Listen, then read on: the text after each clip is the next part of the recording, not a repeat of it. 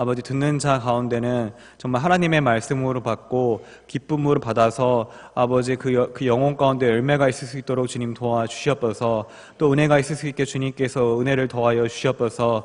또한 전하는 자 가운데 성령의 충만함으로 전해서 정말 아버지의 말씀을 바르게 전하고 또 정말로 성신과 성의를 다해서 전할 수 있게 주님께서 도와주시옵소서.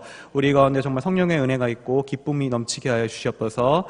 예수님의 이름으로 기도드립니다. 아멘. 반갑습니다, 여러분. 네. 오늘은 그 타락의 끔찍한 결과라는 제목을 가지고 여러분과 함께 말씀을 나누고자 하는데, 우리 한번 옆에 사람과 한번 인사했으면 좋겠습니다. 당신은 은혜 받은 사람입니다. 시작. 당신은 은혜 받은 사람입니다. 당신은 은혜 받은 사람입니다. 네, 감사합니다. 오늘 보시면 이 교환 이제 페이지가 안 나타나는데 10-1을 먼저 보시면 되겠습니다. 제목에 10-1 밑에 보면 부재 타락의 결과가 있는데, 한번 같이 한번 문과 답을, 제가 문을 읽으면 여러분들이 답을 읽어주시면 되겠습니다. 제 17문, 그 타락한 인류를 어떤 상태로 몰아갔습니까? 제 18문, 사람이 타락해 들어간 상태의 제약됨은 어떻게 되어 있습니까? 재책, 원예, 상식.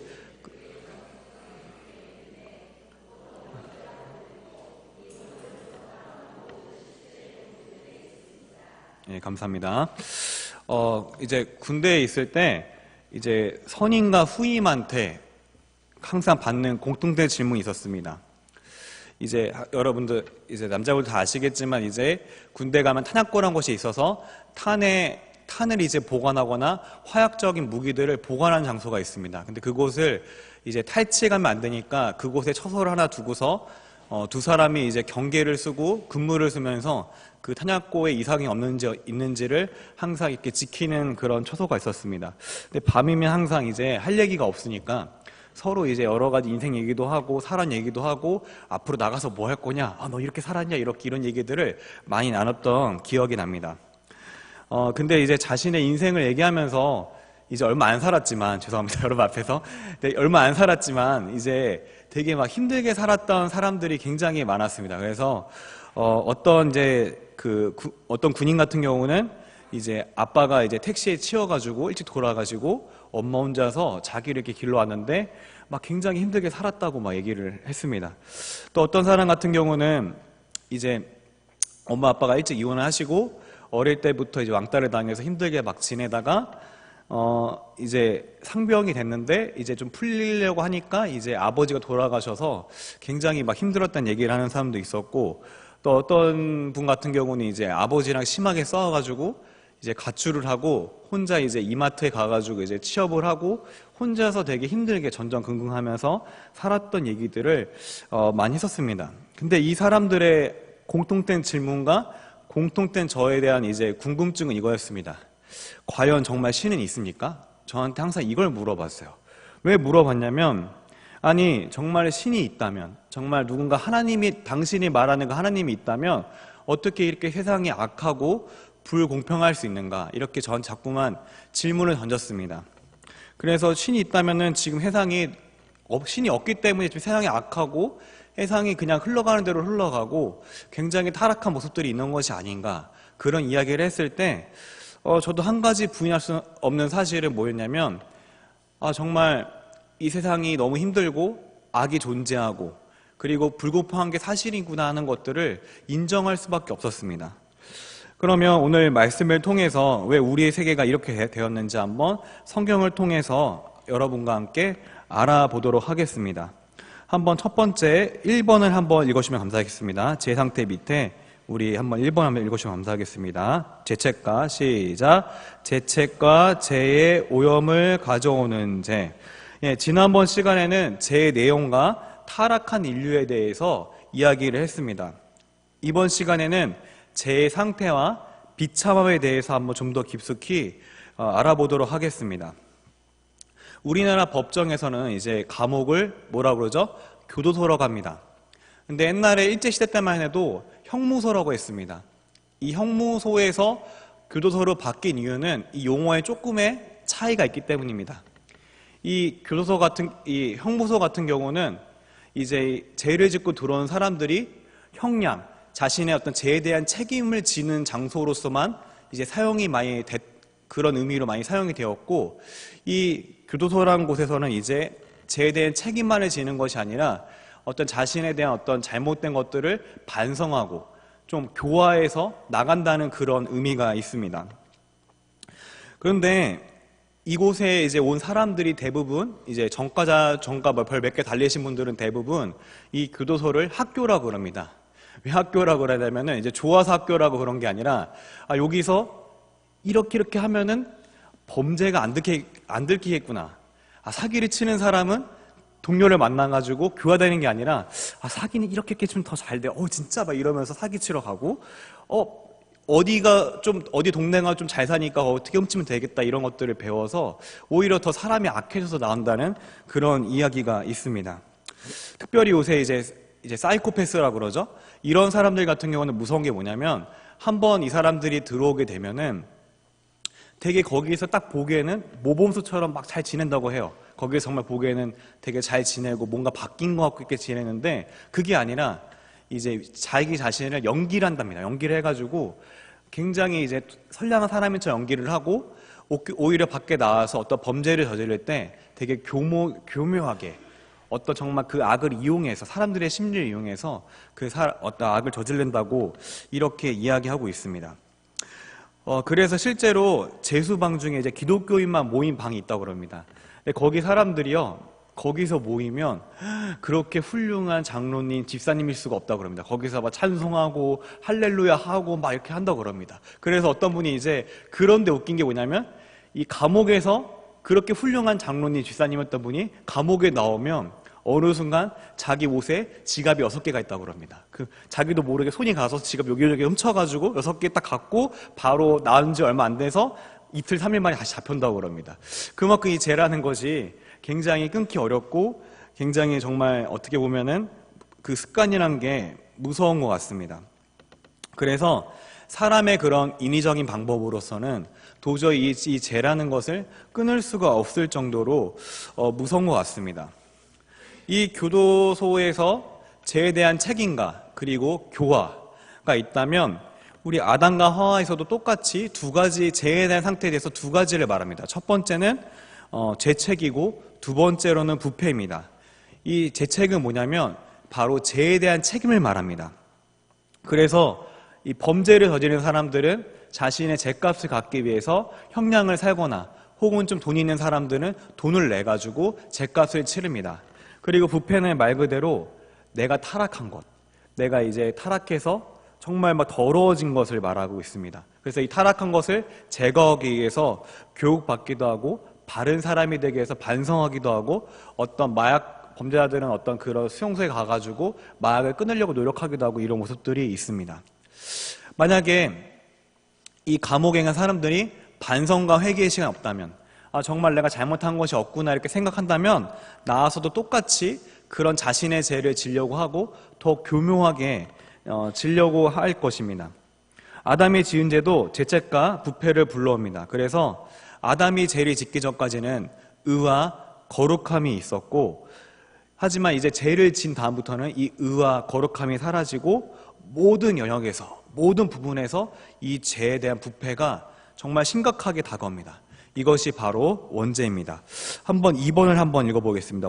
시작. 원죄와 자범죄. 밑에 밑주신 것도 한번 읽어주시면 감사하겠습니다. 죄의 상태는 크게 두 가지로 설명할 수 있습니다. 바로 원죄와 자범죄입니다. 원죄는 아담으로 인해 모든 인류가 죄인이 되었다는 사실을 말합니다. 여기까지만 읽겠습니다. 그렇습니다. 이 원죄란 것은 인간이 바로 아담으로 인해서 모든 인류가 죄인이 된 것을 말하고 있습니다. 이 원죄로 말미암아 우리는 어떠한 의도 행할 수 없습니다. 여러 갓난아기를 보고 사람들이 선하다고 말할지 몰라요. 제가 무슨 죄가 있냐? 저 갓난아기, 저 웃으면 너무 기분 좋고 저 해맑은 미소를 보고 너무 기쁜 저 아기를 보고 무슨 죄가 있냐고 말할지 모르지만 중요한 것은 이 어린이 그리고 청소년 그리고 또 갓난아기 모두가 다 죄인이라는 사실입니다. 그래서 우리는 이미 태양의 후예가 아니라 죄인의 후예로 태어났기 때문에 계속해서 죄를 질 수밖에 없고 계속해서 어떤 나쁜 짓을 저지를 수밖에 없습니다. 그래서 우리가 어떤 죄를 안 짓고 살기가 불가능하고 하나님을 기쁘시게 하기가 불가능한 상태가 되었습니다. 그렇다면 궁금한 게 되게 착한 사람들, 뭐 마더 테레사, 되게 선한 일을 하는 사람들은 그럼 어떻게 된 것일까요? 이것은 전적으로 타락했다는 건 무슨 얘기냐면은 정말 완전히 막 선한 일을 할 수 없다 이런 얘기가 아니라 자신의 지식, 감정, 의지, 문화, 사회 모든 영역에서 다 타락해서 착한 일을 하더라도 그것을 하나님을 기쁘시게 하지 못한다는 뜻입니다. 예를 들어서 하나님을 믿는 사람과 안 믿는 사람이 똑같이 뭐 남을 돕거나 구제한다고 생각을 해봅시다. 그러면 차이는 뭐가 있을까요? 차이가 뭐가 있냐면 안 믿는 사람들은 자신의 착한 일을 통해서 하나님을 영화롭게 하고 하나님을 높여드릴 수가 있습니다. 근데 이 안 믿는 사람들 같은 경우는, 하나님을 모르는 사람들 같은 경우는 그 근본을 들여다보고 또 들여다보면은 결국에 자신의 만족과 기쁨과 다른 사람으로부터의 칭찬으로서 그런 것들을 받기 위해서 하는 모습들을 우리가 볼 수 있습니다. 그래서 어떤 착한 일도, 어떤 의도 하나님 앞에서 절대로 의롭다고 말할 수 없는 것입니다. 우리 두 번째 한번 밑에 보시면 2번의 작은 2번 자범죄 한번 읽어보겠습니다. 시작. 자범죄는 쉽게 말해서 자신이 직접 거짓 것을 말합니다. 계속 원죄로 인해 근본적으로 의로움도 없을 뿐더러 모든 성품이 부패한 인류는 하는 일마다 없습니다. 네, 좋습니다. 이 자범죄라는 건요, 말 그대로 내가 태어나서 죄를 짓는 것을 말해요. 내가 그냥 죄를 짓는 것을 말해요. 아까 원죄로 인해서 우리가 죄의 후예이기 때문에 죄를 질 수밖에 없고, 내가 그냥 하고 싶은 대로 하고 살면, 너가 하고 싶은 대로 해, 네가 원하는 걸 해 하면은 결국에 사람이 죄를 질 수밖에 없다는 겁니다. 요새 SNS나 페북에서 네가 하고 싶은 일을 해라, 가슴 뛰는 일을 해라, 하고 싶은 건 다 해봐라 이렇게 말하는데 어떻게 보면 굉장히 위험한 말일 수 있습니다. 우리 성경적으로 봤을 때. 왜냐하면 우리가 하고 싶은 것, 내가 그냥 원하는 거 하다 보면은 자연스럽게 우리의 자유의식까지도 타락했기 때문에 우리가 계속해서 죄를 질 수밖에 없는 거죠. 하나님을 모시게 기뻐하시는 일을 할 수가 없는 거죠. 어떤 사람 보면은 이제 되게 명예를 별로 이렇게 좋아하지 않고 돈을 좋아하지 않는 사람이 있는데, 그거는 이제 그 사람의 단순히 착해서라기보다는 그 사람이 그런 돈의 맛이나 명예의 맛을 못 봐서 그럴 수도 있습니다. 한번 돈의 맛과 명예의 맛을 본 사람들은 그곳에서 마약처럼 헤어나오기 정말 힘들다고 얘기합니다. 그리고 그나마 우리 세계가 이렇게 지금 유지될 수 있는 것, 이렇게 많은 죄인들과 죄를 질 수밖에 없는 죄인들 속에서 지금의 세계가 유지될 수 있는 것은 나라 안에 법이 있고 또 법 안에 또 사람들의 양심과 교육이 있고 또 성령 하나님께서 붙들어 주셔서 지금 이 세계가 공존하는 것이지, 만약에 법이 없거나 양심이 없거나 성령 하나님께서 붙잡아주지 않는다면 지금 이 세계는 아노미 상태로 될 것입니다. 맹자라는 사람은 사람의 근본이 어떻다고 그랬죠? 선하다. 이제 성경설을 주장했습니다. 그리고 순자라는 사람은 사람이 태어나면서부터 악하다라고 얘기를 했습니다. 그래서 이 성악설을 주장했는데, 이 순자라는 사람은 그래서 사람이 악하기 때문에 교육해야 되고 수양을 시켜야 된다 이런 말을 했습니다. 기독교적으로 봤을 때는 우리는 성경설이 아니라 성악설에 가깝습니다. 왜냐하면 사람은 태어나면서부터 죄를 지을 수밖에 없고 정말 어떻게 자기가 하고 싶은 데 살면은 죄악된 삶을 살 수밖에 없기 때문입니다. 고등학교 시절에 이제 윤리 선생님이 있었는데 이 머리가 다 까지시고 좀 굉장히 개그가 많으신 분이었어요. 근데 이분이 윤리와 도덕 선생님이었는데 자기가 이 성선설 성악설을 가리키면서 내가 요새 들어 느끼는 거 옛날에 성선설인 줄 알았는데 지금 보니까 성악설인 것 같다, 그 얘기 하셨습니다.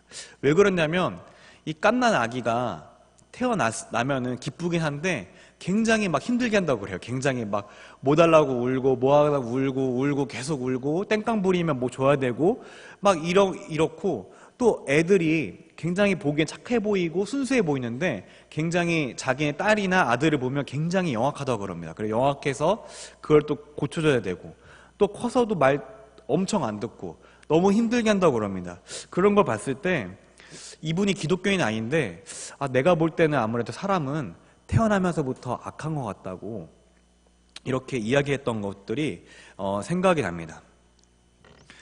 우리가 이렇게 모든 사람들이 이렇게 죄를 지을 수밖에 없는 것, 이런 것들이 모두 다 우리의 비참한 상태입니다.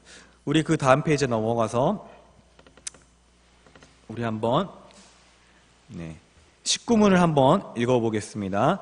사람이 타락에 들어간 상태의 비참함은 무엇입니까?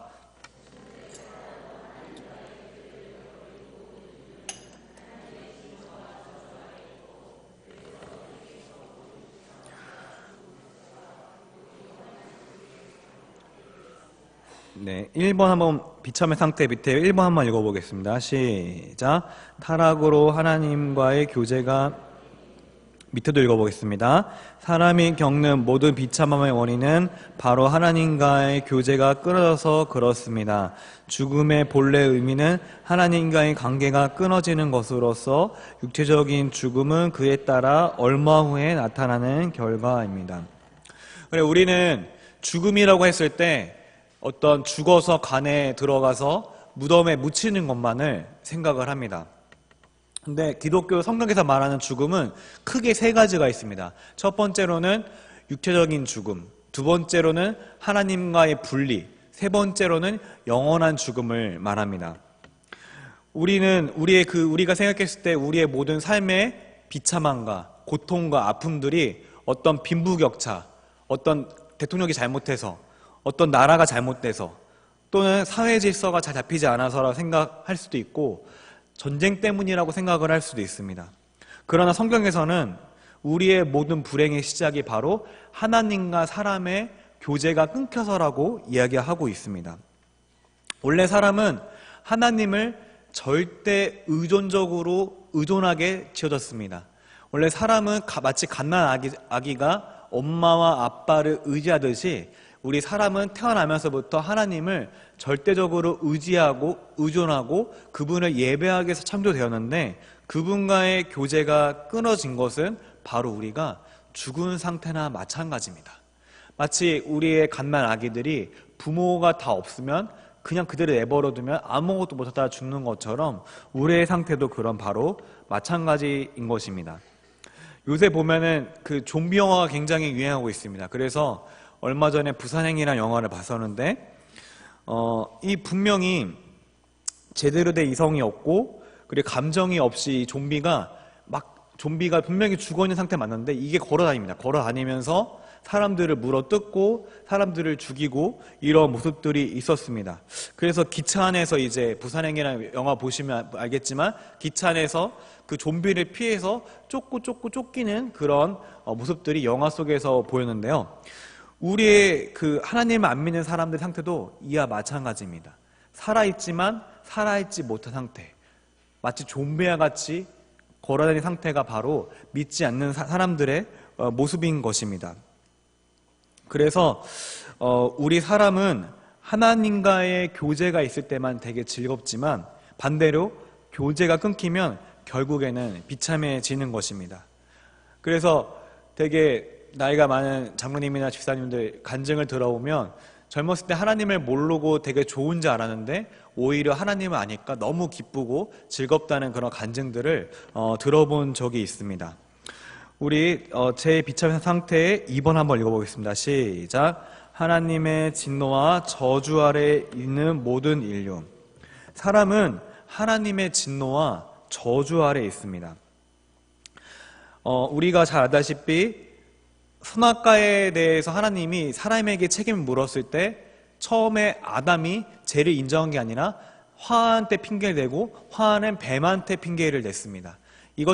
그러면 되게 재밌는 게 뭐냐면, 분명히 하나님은 아담과 화를 한 몸으로 만드셨는데, 이 서로 사람과의 다툼과 분열이 생기는 모습을 볼 수 있습니다. 하나님과의 관계가 깨지니까 사람과의 관계도 깨지는 모습을 볼 수가 있습니다. 그래서 하나님과의 어떤 관계가 우리가 회복이 되면 사람과의 관계도 많이 회복되는 그런 모습들을 볼 수 있고, 또 가정이 회복되는 모습도 우리가 볼 수 있습니다. 그러면서 계속해서 이것으로 끝난 게 아니라 하나님께서 이들에게 저주를 내리십니다. 여자에게는 아이를 낳는 그 해산의 수고, 그 고통을 더하게 하시고, 두 번째로는 너가 남자를 원하나 남자가 너를 다스릴 것이다 라고 이야기하고 있습니다. 여자가 남자를 원하고 남편을 다스리기 원하지만 반대로 또 남편은 여자를 다스리려고 합니다. 그러면서 서로의 분열과 갈등과 마찰이 되게 심해진다고 얘기하고 있습니다. 제가 결혼한 거 아니라서 함부로 말은 못하겠지만, 보통 남편과 아내는 이러한 원한과 다스림의 욕구 속에서 끊이지 않는 그런 갈등을 겪는다고 합니다. 남녀 서로 사랑하고 결혼하지만 결국에 자기의 결혼 생활이 자기 주장과 그런 지배욕 때문에 서로의 의견이 안 맞아서 싸우는 경우가 굉장히 많다고 합니다. 하나님은 하와만 저주한 게 아니라 아담도 저주했습니다. 그래서 아담으로 인해 땅도 저주를 받고 인간의 노동의 강도가 더욱 심해진 것을 볼 수 있습니다. 우리가 아무리 산업과 기술이 발달하고 핸드폰도 있고 아무리 많은 것들이 발달했어도 우리는 이제 야근하고 힘들고 굉장히 어렵게 돈을 벌고 우리의 생계를 유지하는 것들을 볼 수 있습니다. 그래서 아무리 기술이 발달해도 오히려 핸드폰이 있음으로써 많이 편해졌지만, 오히려 그 핸드폰 때문에 쉬거나 출장을 가더라도 계속 업무를 봐야 되고 연락을 하는 그런 모습들을 봤을 때 참 우리의 모습이 참 비참하고 불행하게 여겨질 때가 많습니다. 또 요새 이런 말이 있습니다. 하나님은 죄는 미워하셔도 사람은 미워하지 않는다, 이런 말이 있는데, 이것은 성경적으로는 잘못된 말입니다. 하나님은 죄도 미워하시고 그 죄를 짓는 죄인도 철저하게 미워하십니다.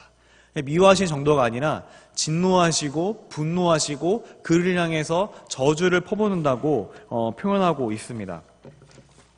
우리가 이런 비참한 상태, 하나님 비참한 상태에 있는 것입니다. 우리 세 번째 한번 같이 읽어보겠습니다. 시작. 사는 동안의 비참함을 면할 수 없다. 이 사람의 불행은 사는 동안에 계속됩니다. 그래서 성경에서는 에덴을 떠난 아담과 하와가 스스로 자신만의 에덴 동산을 만들어야 했습니다. 근데 첫 번째 안조 사건이 뭐가 있었죠? 바로 가인이 아벨을 죽인 사건입니다. 그 사건을 보면서 아담과 하와는 내가 정말 죄인이구나, 내가 정말 잘못됐구나 하는 것들을 깨달았을 것입니다. 그리고 그 가인은 이제 에덴이 아니라 에덴의 동쪽에서 성을 만들고, 또 그들의 후예는 스스로 잘 살아보고자 여러 가지 문명을 만들고 가축을 치기도 하고 녹과 구리 이런 것들을 만들어서 나름의 문명을 발전시켰습니다. 하지만 그 안에는 하나님의 사랑과 진리가 없었습니다. 오히려 가인과 반대되는 그 다른 그 세세 계열들, 우리 이제 하나님을 믿는 계열들은 한 게 없어요. 그냥 한 게 없고 아무것도 안 한 것 같고 놀은 것 같아요. 근데 이 세세 계열들은 뭐가 있었죠? 에녹이 특별히 하나님과 동행하였다라고 얘기하고 있습니다. 우리 인류가 아무리 기술을 발전시키고 과학이 발달하고 유토피아를 꿈꿔도 결국에 유토피아라는 그 세계, 완전한 세계는 우리에게 허구일 뿐입니다. 결국에 우리 모든 사람들이 과학을 발달시키고 정치를 발달시키고 모든 것들을 발달시키는 그런 모습들이 우리의 원래 고향이 에덴 동산에 돌아오고자 하는 그런 욕구 때문에 그들이 그런 모습들을 보여주는 것입니다. 발전된 도시에 살아도 우리 안에 아픔이 있고, 우리 안에 슬픔이 있고, 또 소외가 있고, 질병이 있고, 고통이 있고, 빈부의 격차가 있고, 분노가 있고, 정신질환이 있고, 이런 것들이 있는 것은 우리가 바로 하나님을 떠났기 때문입니다. 또 아무리 위대해 보이는 성경의 그 인물들도 계속해서 죄를 짓는 모습들을 볼 수 있습니다. 어릴 때 고민은 나는 성경의 인물처럼 왜 이렇게 죄를 안 짓고 살 수 없는가, 이게 고민이는데 자세히 성경을 보니까 성경의 인물 중에 한 사람도 죄를 안 짓고 산 사람이 없습니다.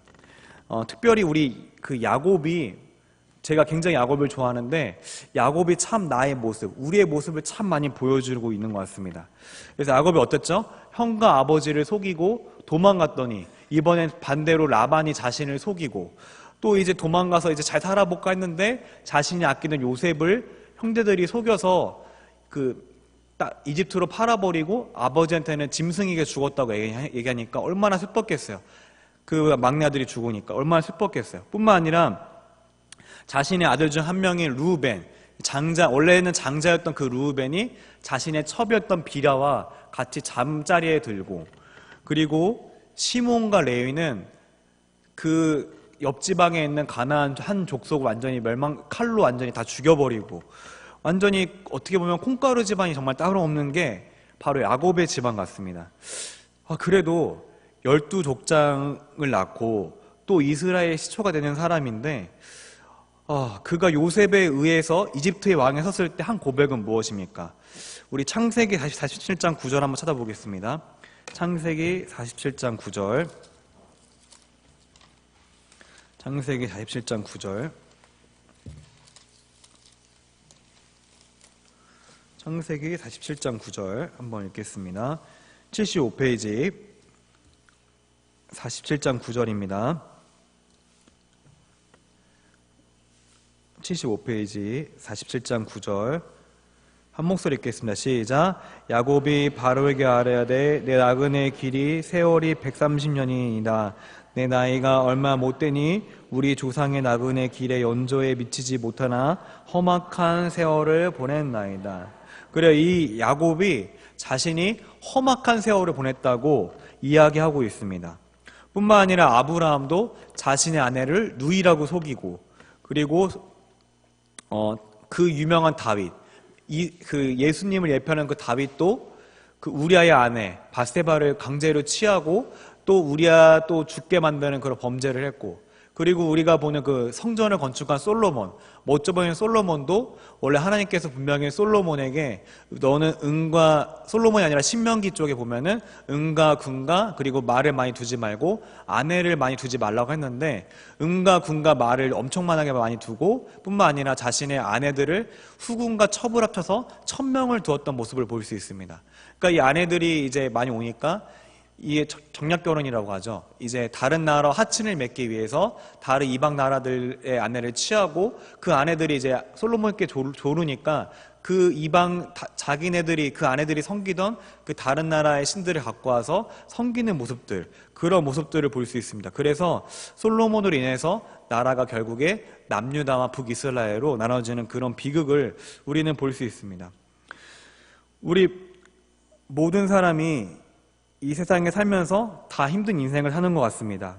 어떤 사람이건 간에 너의 이야기를 해봐라, 너의 이야기 해봐라 하면은 다 드라마에 같고 다 정말 힘든 인생들을 살아온 것 같습니다. 이렇게 모두가 고생하는 것은 하나님이 절대 우리를 떠나서 그렇지 않습니다. 우리가 하나님을 떠났기 때문입니다. 네 번째 한번 같이 읽어보겠습니다. 죽는다. 시작. 전 인간은 누구나 죽습니다. 마지막에 육신이 죽는다는 것은 원래 당연한 것이고 정상적인 것이 아니라 비정상적인 것입니다. 형벌로서 주어진 것입니다. 이렇게 우리가 비참하게 살다가 어떻게 됩니까? 결국에는 바로 죽게 됩니다. 사람은 누구나 죽습니다. 이제 진시황도 불로초를 구하려고 했지만 결국 죽었고, 그 큰 땅을 차지했던 그 알렉산더, 그리고 징기즈칸도 결국에는 죽음을 피해가지 못했습니다. 잘난 사람이건 못난 사람이건 결국에 다 우리는 말씀대로 죽게 되어 있습니다. 너는 흙이니 흙으로 돌아갈지라, 그 말씀대로 우리의 마지막은 결국에 죽음입니다. 창세기의 족보가 엄청나게 많이 등장하는데 거기 보면은 누가 누구를 낳고 누가 누구를 낳고 죽었더라, 누가 누구를 낳고 죽었더라 계속 반복되고 있습니다. 이 죽었더라 계속 반복되는 것은 하나님의 말씀에서 너가 선악과를 먹으면 반드시 너는 죽으리라는 그 말씀이 이 말씀을 통해서 성취되고 있음을 우리는 볼 수 있습니다. 근데 원래 이 죽는다는 것은 원래 정상이 아니라 비정상적인 것입니다. 원래 그 과학자들이나 많은 사람들의 그 의구점 중에 하나가 뭐냐면, 모든 사람한테 세포가 있고 그 세포가 어느 순간 회복이 될 수 있고 그 세포가 다시 이제 자라고 분열되면서 이렇게 재생이 가능한데, 이 어느 순간 나이를 먹고 어느 순간부터 갑자기 이게 태아되고 노화되기 시작한다는 것입니다. 그래서 사람이 죽는다는 것이 어떻게 보면 굉장히 미스테리하다고 얘기를 하고 있습니다. 우리의 원래 죽음은 원래 정상이 아니라 비정상입니다. 이 죽음은 형벌로서 주어지는 것입니다. 그러면 이렇게 죽으면 다 끝일까요? 자, 5번째 마지막을 읽겠습니다. 시작. 영원한 지옥의 고통을 받게 된다. 밑줄에 근거 한번 읽어보겠습니다. 죽음 이후에 영원한 심판이 있고 그에 따른 영원한 지옥의 고통이 기다리고 있습니다. 정말 고생하다 살다가 드라마에서 그런 말들을 하죠. 이제 여태까지 고생하고 살았으니까 이제는 편히 쉬어요. 뭐 내가 없는 곳에서 편히 쉬어요. 이런 말들을 하죠. 근데 그냥 죽으면 맘 편하겠지, 죽으면 끝이겠지만 되게 오산입니다. 성경에서는 죽음 이후에도 그 이후에 세계가 있다고 합니다. 죽음 이후에는 영원한 심판이 있고 그리고 영원한 형벌인 지옥이 있다고 이야기하고 있습니다. 타도 죽을 수가 없고 정말로 계속 살아서 고통을 받는 곳입니다. 한마디로 죄에 빠진 그 사람은 살아서 모든 비참함을 맛보고 죽어서 끝나는 것이 아니라 죽어서도 영원한 지옥의 고통을 맛보는 것입니다. 우리 이런 죄를 지은 이 사람에게는 결코 희망이 보이지 않습니다. 하지만 이제 다음 시간에 나올 거지만 우리의 이런 비참한 상태에서 우리를 건져내 주시려고 오신 분이 있습니다. 그분이 누구시죠? 바로 예수 그리스도십니다. 이 그리스도는 하나님은 공의이시면서 사랑이시기 때문에 자신의 공의와 사랑을 나타내기 위해서 또 인간을 사랑하셔서 하나님이 인간의 몸으로 이 땅에 오셨습니다. 그리고 모든 율법을 다 순종하시고 우리를 대신해서 십자가에서 죽으시고 다시 살아났습니다. 이제 우리가